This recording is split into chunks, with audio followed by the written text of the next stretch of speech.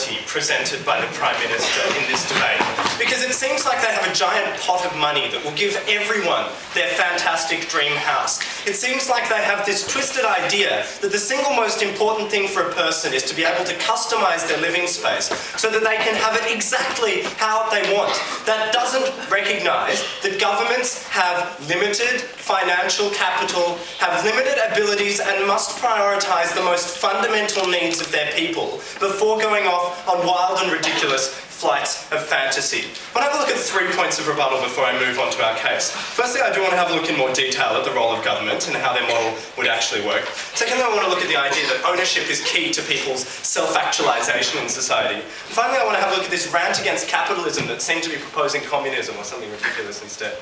Right, let's talk about this. Ladies and gentlemen, what they've told us here is that the role, well, no, firstly on their model, right? We think what they've told us is that people who would otherwise be getting emergency shelter should be getting enough money to buy their houses. How? If you're in the case where you're homeless, you don't have any other assets. Giving you a little bit of money equivalent to your rental won't help you buy your own house. And if they do, ladies and gentlemen, give you that much, that's ridiculous. More likely is you're going to take a mortgage out with this. We've seen just how badly mortgages work for people with subprime earning potential in the United States of America. We think that if they truly, we believe that the true priority here must be on government spending this money to provide absolute basic shelter for people. That's our second point of rebuttal, about ownership being key to the private space. We heard that people need a sphere that is individually their own. We think in some way they're right on this. We think people do need shelter. People need shelter to protect them from the ravage of the elements, to provide them with a base from which they can base their life and development. But this doesn't mean that it is the obligation of the government to provide them with everything that they want. It doesn't mean that the house they should be given fulfills all their fantasies. Many people would like to live in my house, but I don't think the government can give this to everyone. We think the priority is basic shelter, and then we heard this idea that you can't plan for your future when you don't have, own your own house, that your landlord can be a bastard. Well, firstly, maybe we should have better laws protecting people from their landlords. That sort of legislation exists. Secondly, many people rent incredibly happily, like most people in this room. And thirdly, ladies and gentlemen, we think that this is just ludicrous, and I forgot why. That's all the other reasons I've just given you. We think, ladies and gentlemen, final part, that this is about status. Well, the only way to abolish status is to give everyone the same house. And that's simply not possible. And we challenge them to show us how the hell they plan to abolish status differentials in our society.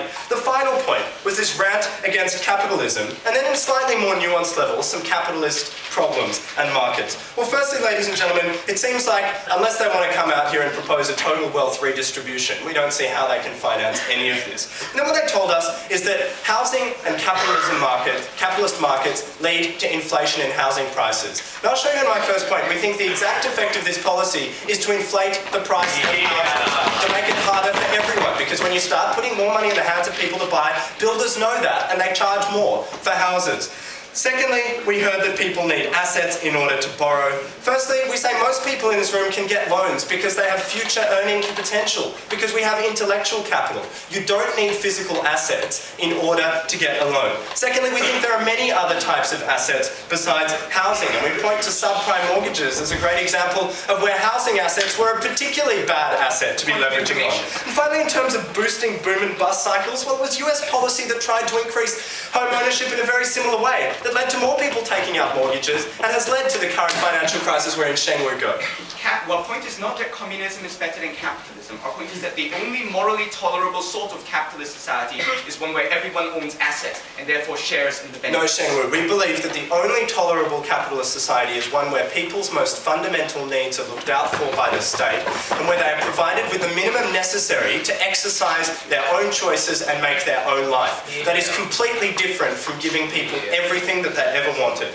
3 points. We believe this inflates the prices of housing and therefore defeats their whole policy. Secondly, we believe that the priority of role of government should be a safety net. And thirdly, we believe that some people will be affected by this policy, but only the ones who really shouldn't. Inflating prices. Ladies and gentlemen, we think suppliers and sellers become more than aware that the government is giving money to people in order to buy houses. The result is that they charge more for those houses. And I hate to use an Australian example, but our government has actually tried this. We give $7,000 to $14,000 grants to first-home buyers, and the result hasn't been to make housing more affordable. It's to add $7,000 to $14,000 to the prices of all new homes. So we don't see how this has really increased affordability. But what it has done, ladies and gentlemen, is waste money.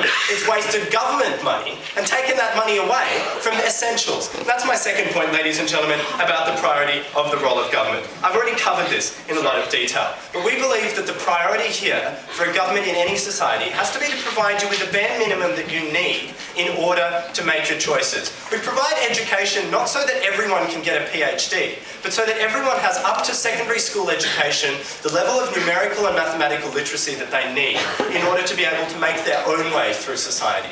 That's what capitalism is about. And what people need is shelter. And that's why we don't want money being wasted in this ridiculous scheme when that money should be spent on providing emergency shelter to people who have nothing.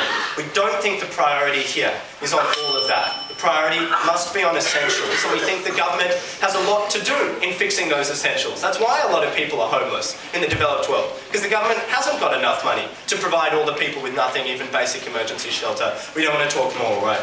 But the final point here, ladies and gentlemen, is we think that this pricing signal will cause some people to try and buy homes. We think for many it won't. The smart financial ones would realise that they're probably not getting a better deal, and so they won't buy houses any more than they would before. But some will see this as a pricing signal from the government that says they should buy.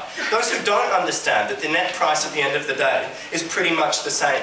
We think these people with poor understanding of their fiscal position are precisely the worst people to be buying houses, because you're not ever able to give people enough money that they can buy any house that they want. What people do, ladies and gentlemen, is take out mortgages and get shackled to debt. And we believe the people who will be most affected by this policy are the ones who are least capable of understanding the ramifications of the debt that they are taking on.